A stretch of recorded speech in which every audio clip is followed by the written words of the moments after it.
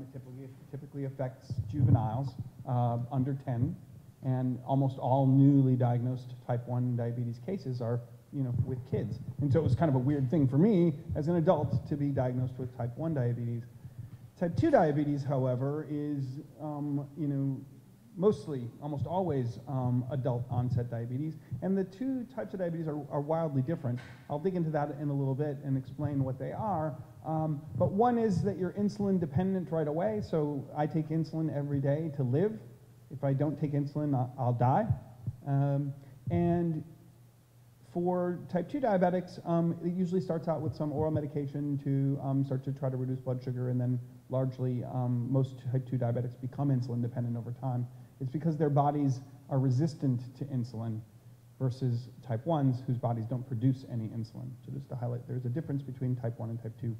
I went to the doctor. I was diagnosed. I was given an insulin pen, a prescription, and a pat on the back, and I was out the door in about 12 minutes.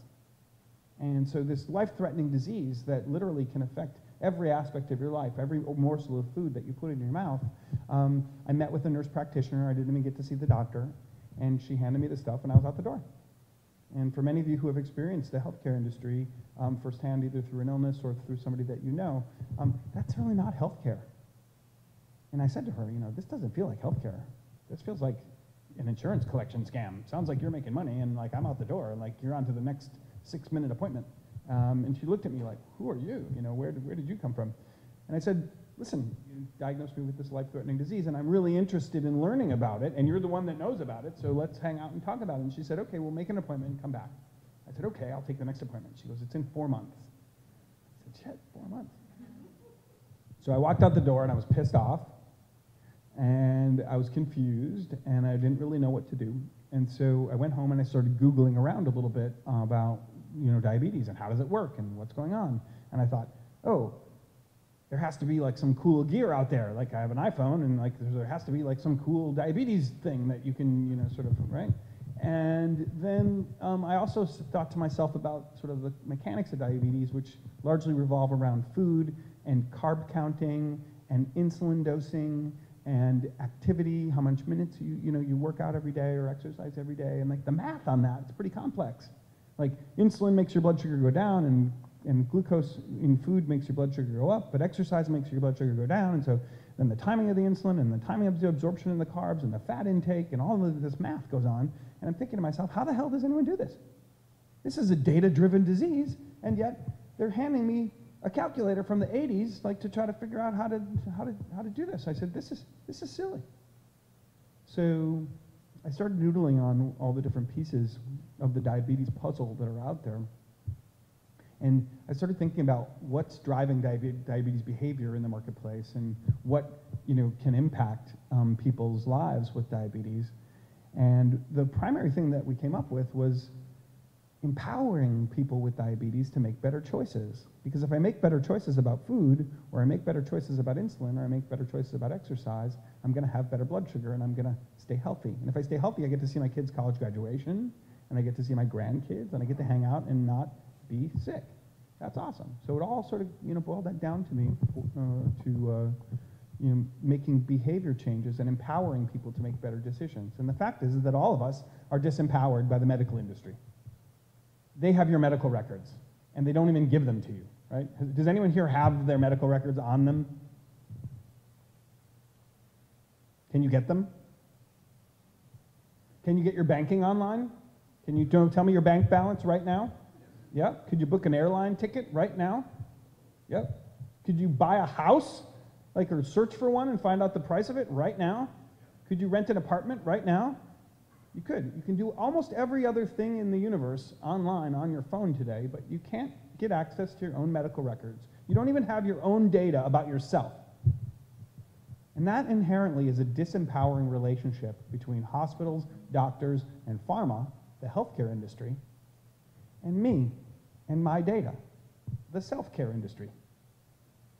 And so we thought about OneDrop, and we created the world's first diabetes management platform, but it's really focused on driving self-care. And I'll even focus down a little further on data-driven self-care, because diabetes is a data-driven disease. And in fact, all self-care in the future is going to be data driven. You're going to have access to your own biometrics, and you're going to be able to make choices with your data. And that's going to help you stay healthy and stay out of the system. So I'm here to talk about OneDrop today, okay? I'm Jeff Dachis. I founded a company called Razorfish 21 years ago. It's today, I think, the largest digital marketing solutions firm in the world, or at least among them. $500 million a year in revenue, 5,000 employees. Offices all around the city. Founded another company called Dachis Group, which we sold a little over 2 years ago. I've raised a lot of money. We've built profitable businesses. I've managed a lot of employees. I've acquired a lot of companies, but none of that really matters. I have type 1 diabetes, and that is sort of what I'm here to talk about today. So I like to say shift happens. Some people confuse what I'm saying. They think I'm mispronouncing something, but shift happens. We have seen the world go from mass communications, where the power centers held on to the means of production, distribution, and monetization of ideas. So television stations, radio stations, cable TV networks, magazine publishing, all the media industry as you know to be today, the mass communications industry, they held the power because it was capital intensive to produce, distribute, and monetize ideas, information, news, whatever. Today, we all have these devices. And these devices, sort of illustrate the shift from mass communications to a mass of communicators. You all spend more time today on Facebook, Pinterest, or other user-created media than you do consuming the mass media. Most of you, how many here have been on Facebook today? Okay, how many people here have been on Twitter today? Okay, pick what's, how many people here, what? Tough crowd? How many people here are have been on Instagram today? Everybody, okay. I should have thought about Snapchat. You're spending more time in areas that have media created by your friends and families and complete strangers than you do on the mass media. How many people have watched a television show at its scheduled time when it was on besides sports recently? Not Netflix, but a show that was on at 7 p.m., whatever, the Law and Order is on at 7 p.m. How many people here have watched a show recently on TV that was besides news or sports? Right? Very few of you, none of you. Okay? There's a huge shift from mass communications to a mass of communicators, and that's creating a different kind of shift. It's the democratization of the tools of self-expression, that we all have now, is revolutionizing now to the democratization of the tools of analysis and, what did I write here? Of diagnostics and analysis. So the same thing that's happened with you posting your kitty cat photos or your gluten-free cupcake recipes online so everybody can see them, or on Pinterest, is happening now where I'm taking a picture of the mole on my leg and I'm posting it online so that other people can say, hey, Jeff, I think that's a, hopefully a non-melanoma or whatever the word is or whatever. Like you can get information from the crowd in a way that we haven't seen before, and that's because of the democratization of these tools.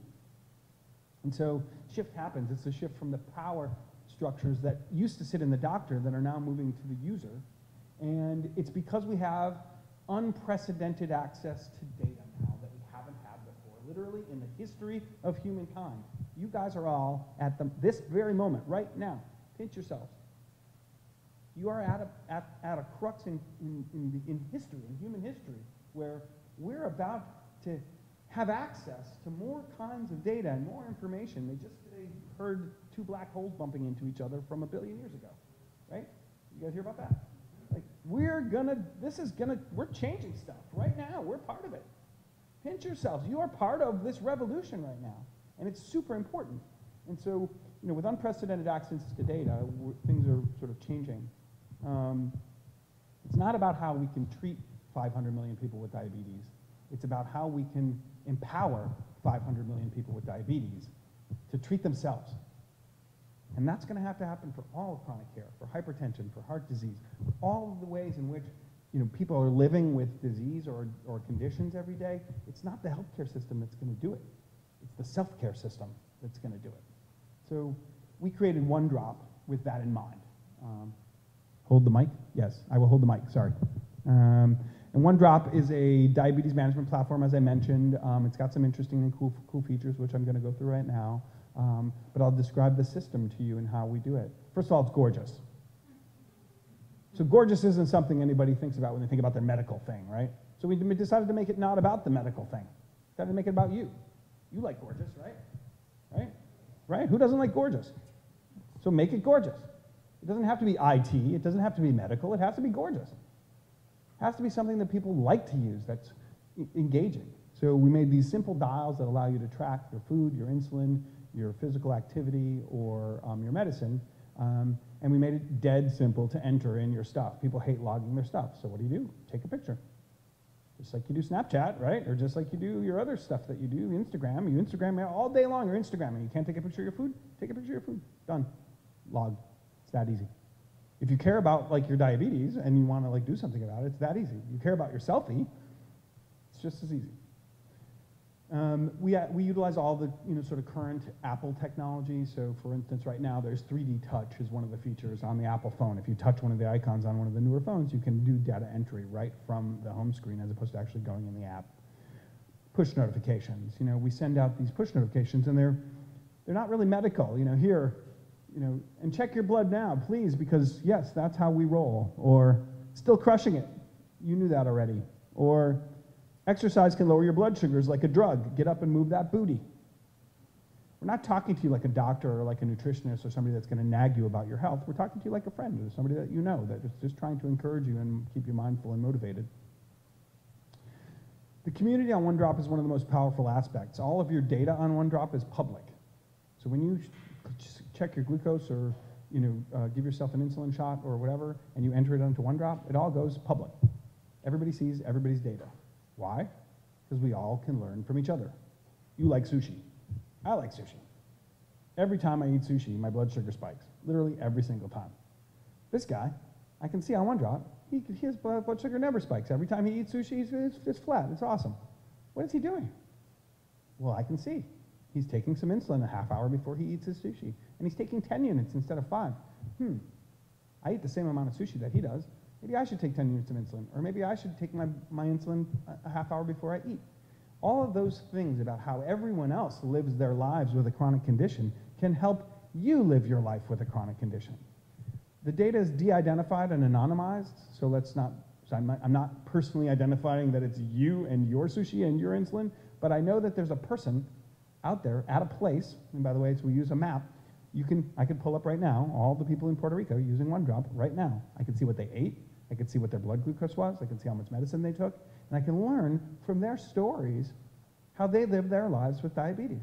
And because diabetes is lonely and it's expensive and it's painful, I don't have anyone to talk to about it. My wife doesn't understand my diabetes and my kids don't understand my diabetes. They want me to eat Halloween candy and cake and stuff. And I want to too, but like I can't really right now, And so who can I share those feelings with, or where can I learn from other people? You can do that on OneDrop. So OneDrop is not only a logging platform, but it's a sharing platform for people to connect and communicate with each other and learn about how we all do diabetes together. The analytics on OneDrop are super powerful. So we collect and analyze your story. So this is a story of somebody's day. They took a 110 reading in the morning. They took some insulin, or this at night. 110 at night, took some insulin, was in range at 139, another in-range reading, walked a bit, ate some food, took a glucose check, ate some more food, walked a bit, in-range glucose reading, ate some food, took some insulin. And that effort to understand the daily journey of somebody with diabetes in simple colored circles explains in really simple terms. You don't have to use a ton of numbers. There's not a giant scatter plot graph. It's nothing that people can't interpret and understand. It's really simple. And so powerful but simple analytics help us communicate the story. This is the Me Stream, so you have a Me Stream like Instagram where all of your things are, and you see all of your things in a timeline in a row. And then you've got the We Stream where everybody's things are, and where everybody's things are all in a row. And you can click on anyone's data point and see their story for the day, how they navigated a specific aspect of diabetes for that particular moment in that particular day. We're Apple Watch compatible, so we have a gorgeous Apple Watch app, and it's exactly the same as the app on the phone. And so the pieces all start to work together or using the Apple ecosystem, and we'll be doing the same thing for Android coming up. We just released a feature 2 weeks ago called AutoMeds. A lot of people forget to take their medications, so you enter in your medications into OneDrop, and then we'll remind you every day at the time that you set up the medication reminder to take your medication, and then we'll keep reminding you until you confirm that you took them. And once you've taken them, then the data from those medications get entered into OneDrop. So if you're taking 6 medications, it's sort of like a pain in the ass to remember them all, first of all, and second of all, it's a pain in the ass to document them and write them down and show your doctor that you took them. With OneDrop, you set it up once, you get the confirmations each and every day, you hit confirm, you take your meds, and all the data's there for you. You can hit PDF report and print out a report for your doctor at any time. We just launched a new feature today called Basal Drip, Auto Basal. And for type 1 diabetics, they use insulin pumps. And insulin pumps drip insulin into your body every hour or every half hour, depending on the pump. And so you set up a profile where I'm going to do 2 units an hour in the morning for 4 hours, and then I do 6 units an hour, after that for 10 hours. And then I'm going to go back to a half a unit an hour, and you set up this sort of profile to moderate how your body actually consumes the insulin. But who wants to enter in all that data? Like, that's 24 entries in a day into OneDrop. No one does. So we created this feature called Auto Basal. And you set up your profile, and you hit confirm, and boom. OneDrop is just tracking what your insulin pump is doing automatically. And all the data is getting captured. And we're correlating all that data to your food and your activity and all the other things that you're logging in OneDrop so that you have a complete picture of your diabetes care all in one app. And also, your doctor has that too, because you can, again, print out a PDF report or email it to them right from the app. Food logging. So food logging is tough for everybody. You can either just take a picture of your food, or you can use our new feature. It's coming in 2 weeks, where we have food libraries, huge amounts of international food libraries. You can type in, Stouffer's Pizza, and like all the Stouffer's Pizza will show up. You can click the barcode button and just scan the barcode scanner on the food itself, and we'll automatically calculate the carbs for you and build that into your meal. And you hit save, and boom, your carbs are counted.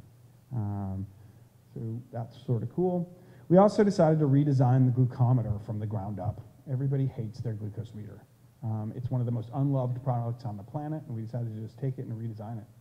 We think that if you love your gear, you'll use it. If it's gorgeous, right, it's more fun to use, right? So people who hate their diabetes stuff don't use their diabetes stuff. People who like their diabetes stuff are going to use their diabetes stuff a lot. And the more you test, the better you manage your diabetes. So we're taking something that people hate doing and turning it into something that they love doing. When you take this product and you take it out, and whether you're a kid who's taking it out at the high school lunch table, or whether you're an adult who's out for a fancy dinner or wherever, you're not really going to be ashamed of your diabetes. And most people, for what it's worth, are ashamed that they have diabetes. Shame and depression go hand in hand with diabetes because people feel bad about themselves. They feel bad about the food that they're eating. They feel bad that their mom gave them, cookies and love, and now I have to not eat cookies, and that means not eating love, And the emotional connections that we all have with food related to now our diabetes have this very complex set of emotional connections that people deal with, and it manifests itself in shame. And so when you love your stuff, when you love what you've got, and when you're proud of it, and you can feel empowered by it and see the opportunity in it, then it's something that you're going to manage better. So we redesigned the glucometer from the ground up. We decided to make it gorgeous, and we're coming out later in the year with these newly designed glucometers. This is one of my favorites here, the rose gold. It's kind of cool, right? Everybody wants one. Now, everybody wants diabetes now, right? We get that. I want diabetes now. I want to have that. So lots of cool stuff coming, and when it's cool, you can have it in taupe or space gray or camel. You can have it for something sophisticated. You can have it for a walk in the park, or you can have it just hanging out at the coffee shop enjoying a cappuccino. But it's something that's part of your lifestyle and part of your life, not part of your disease or your condition. And that shift in mindset delivers a shift in behavior. And a shift in behavior keeps you healthy. And staying healthy lets you meet your grandkids. And meeting your grandkids is fun and totally awesome. And so we want people to feel amazing about managing this condition. And we think with an experience design approach, where you're touching each part of the experience with something that's meaningful and emotionally connected, you can have an effect on people's lives. And so that's what we've done with OneDrop. We ship it to your house in an eco-friendly packaging. We send you the supplies every month as well. The business model is that we give you unlimited test strips. The test strips are really expensive. We're giving to you as many as you can use a month for a price that's lower than you'd normally pay for a copay. And people love it. And that's what it's about, generating a lot of love. And I'm Jeff Dachis, and this is OneDrop Today. And that's it.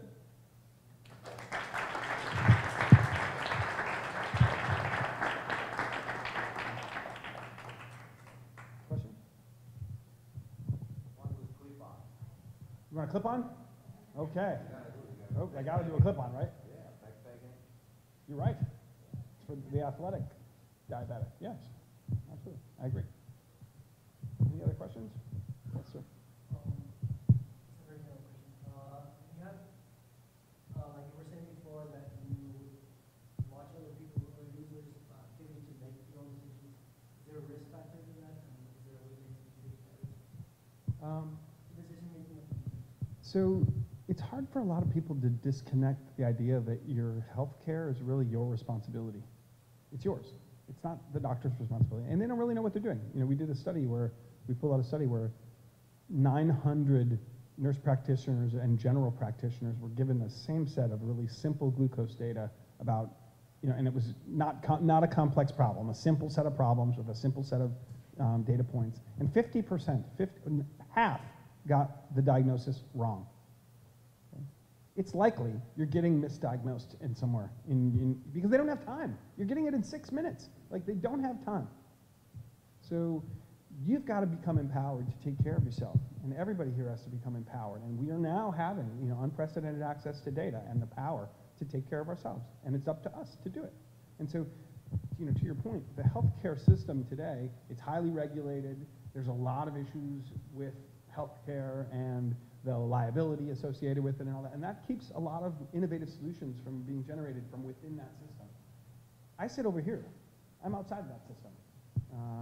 So I'm sort of free to think about it. And in my mind, I'm allowing you access to your own stuff.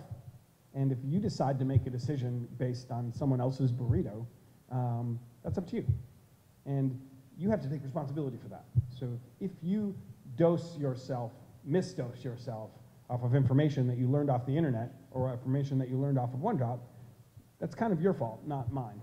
And so I'm not here to abdicate my own responsibility for that. And I certainly know that our glucose meter, for example, and the supplies that go with it are highly regulated. They are medical devices, and they are,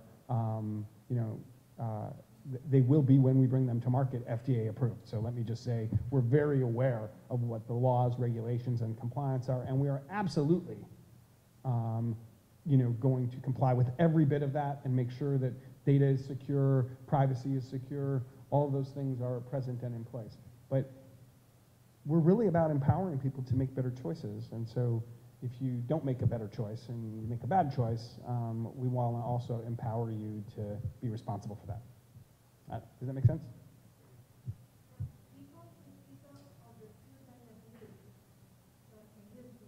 Absolutely, yes. Absolutely. I know we do. And, you know, somebody from the Spanish language department in the university here, is anyone here? They said they were coming tonight. They emailed me and said, we work for the language department in the University of Puerto Rico, and we want... They said, do you need a translator? And I said, well, I'll see you at the event. So yeah, we absolutely will be in Spanish, hopefully by the end of the year. But no question, it's a huge problem, and we're interested in addressing it in every language we can. Thank you. So are you giving access to individual to all the information in your meeting? Yep.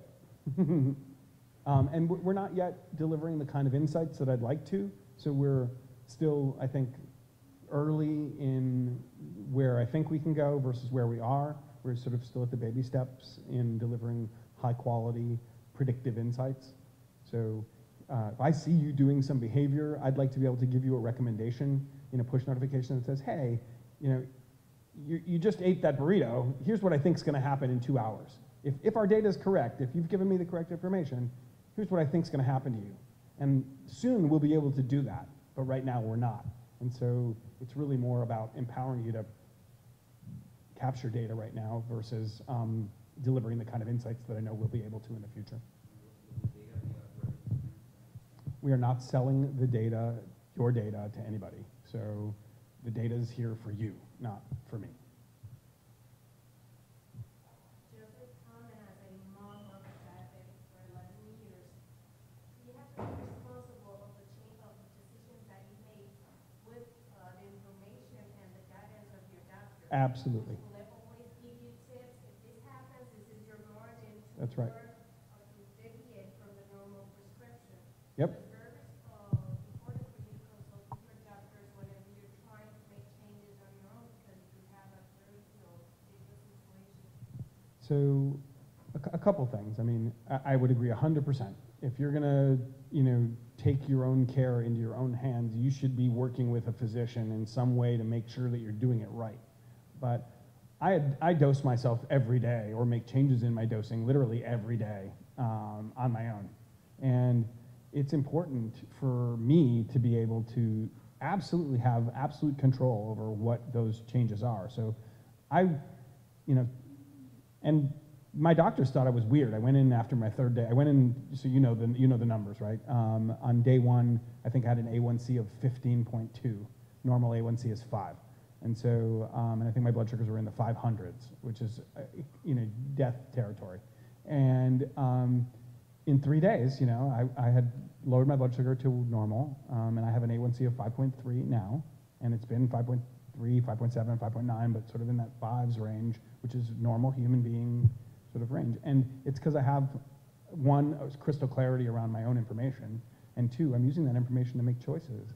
And I also I try not to eat carbohydrates, and that's a whole other story. But yeah, but you're right. Yes, talk to your doctor. I am not a doctor.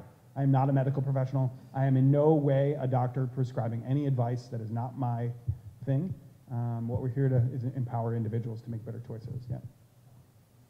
You were mentioning that you were looking into kind of mining your data to be able to do recommendations based on behavior. Mm-hmm.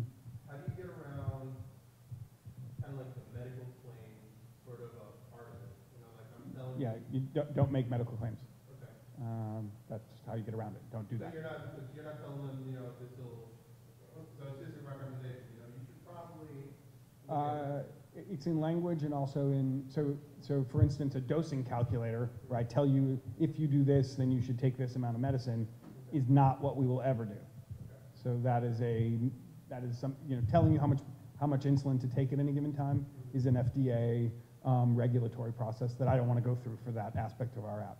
But suggesting to you that your blood sugar looks high and there are two ways you can lower it, exercise or insulin, and suggesting, given your past history of insulin intake at that glucose level, you might, consider taking something in this range.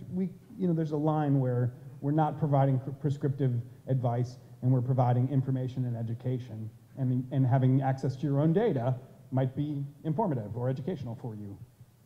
Yep.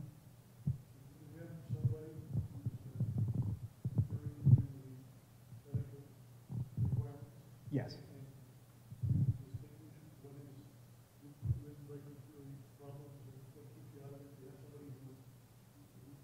Yes.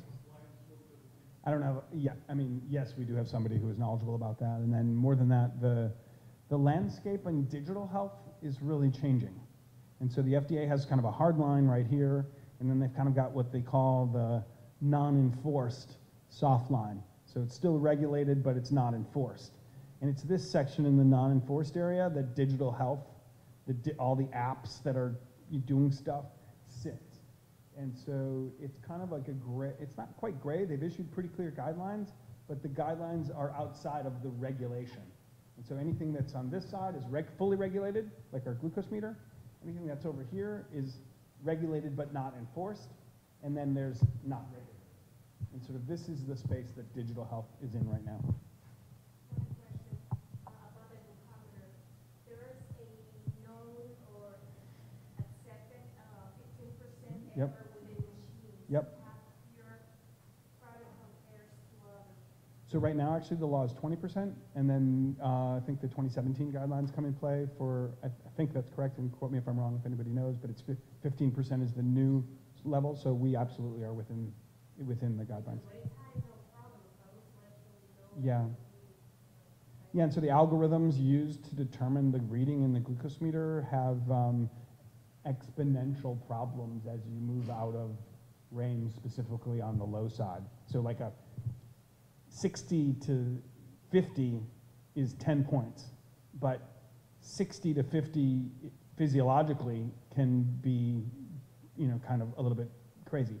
50 to 40, 40 to 30 is 30 points, but at 30, I'll be in a coma. Whereas 70 to 100 is the same 30 points, and nothing's going to happen to me.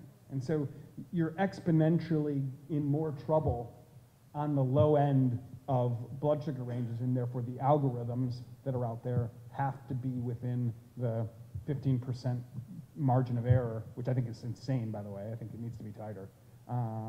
But that's the law today. Yeah. Yeah. So, as a routine, what do you have in your team, what they do, We have a small team, super small, and there's under 20. And it's, I have, you know, developers, iOS front-end developers, back-end developers. I have UX designers. I have product managers. I have some people just keeping the trains running on time. I've got an industrial design group that helps work on the meter. I've got an electrical engineering group within that, and then me. Yeah. What feedback have you received about how user-friendly is your product?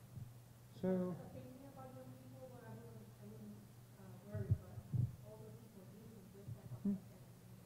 So if you're used to what the, you know, the medical industry has provided, then ours sort of feels foreign. What are all these sort of colored dots? But when you learn the language of OneDrop, which takes a few seconds, it starts to become, you know, really, really simple. So I have Mike in Boynton Beach, Florida, who's 80 years old, and Mike and I got into a customer service. I do all the customer service. And we got into an email exchange, and he needed help, so I hopped on a call with him, and we sort of worked through, you know, sort of his issues. And Mike thinks it's the best thing ever. He uses it to track his food, and, you know, he's 80, and he's like doing great.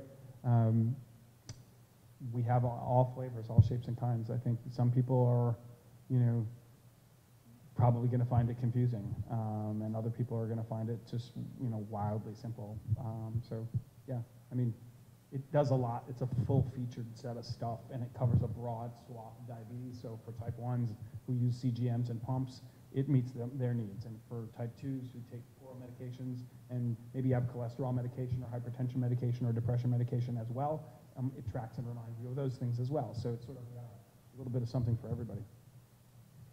I've got 2 more questions. How do you sign up? Like a person goes to OneDrop today and sees the page and says, look at it, go to disposal. Do you have like free page where people get information but they don't pay anything and then later they sign up? It's free for everybody worldwide. So download the app and start using it. It's free. You're good. And how do you get feedback? And like somebody says, hey, I don't understand this, or There's a contact form on the website. You just send an email, and I usually get it, and you'll get an email back from me. Yeah, yeah. I mean, we went through a few emails, but I said, let's just get on the phone. So, one more question?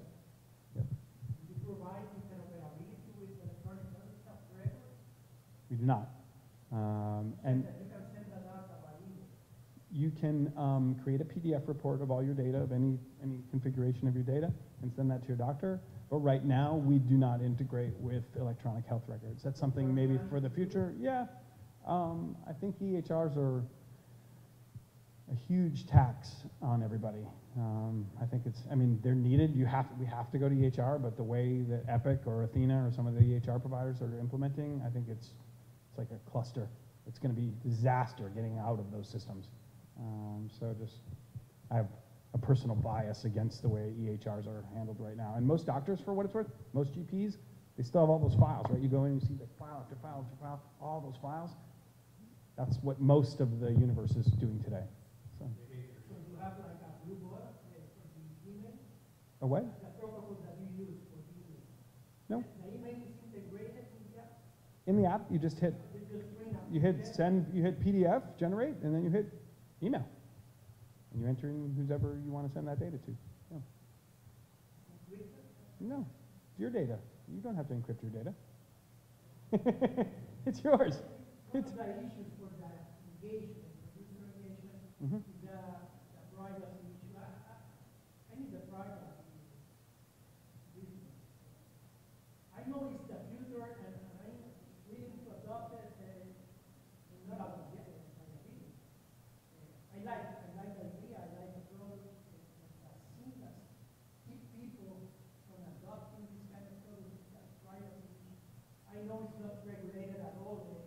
It's out of HIPAA, but you mentioned that you are working with Apple, so does Apple have a policy about the cloud and how you can use the data, how you can share it? So I assume that at least you are complying with the Apple policy, privacy policy. Our privacy policy is very rigid. So we have a very rigid privacy policy, but it's your data, and you can do with it what you want. And we're not going to tell you what to do with your data. So if you want to email your data, or you want to share it with your mom, or give it to your doctor, or make it public and show everybody, then that's your right. And we think that the community of people on OneDrop, de-identified and anonymized, but are helping each other every day. And You said that data de-identified and anonymized, yeah, absolutely. Yep. And you say prohibiting for profit. Never.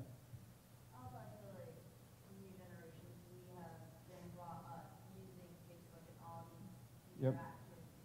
Things with random people, so we're used to the kind of globalization that technology has brought us, Mm-hmm. that maybe people have seen when they have reached the later half of their lives. We've Mhm. been Doing it all your life. doing it since we're like 10. Yeah. So it's normal for us. Yeah. So That's I also think that's going to be like a problem. The younger That's right. users. Yeah. How does this, Good point. how does this service benefit pre-diabetics and people with Alzheimer's? So pre-diabetics, we have a huge number of pre-diabetics on OneDrop. For the most part, pre-diabetics who are told that they can make changes in diet and exercise, or some of them who are checking their glucose readings have the ability to track what they're doing. So if you want to track what you're doing as a pre-diabetic and get a handle on your behaviors and make changes in your behaviors and find motivation and find a community of other people that are going through the same issues and seeing other people who have taken the same amount of metformin that you're taking or consuming, the same amount of whatever, OneDrop's a great platform for them to learn how to stave off the progression of becoming a full-blown diabetic, or potentially even reversing prediabetes into sort of a condition that you have, but that's not affecting your day-to-day life. Hypoglycemics, we don't really think about hypoglycemics as an independent sort of group of folks, but that's a good point, and maybe we should consider that. Okay. I actually have to jet, because literally jet, so I want to say thank you to everybody and really appreciate everyone's time and your great questions and the great conversation. And thank you for having me, Sophia. I really appreciate it. Congratulations on this. This is wonderful.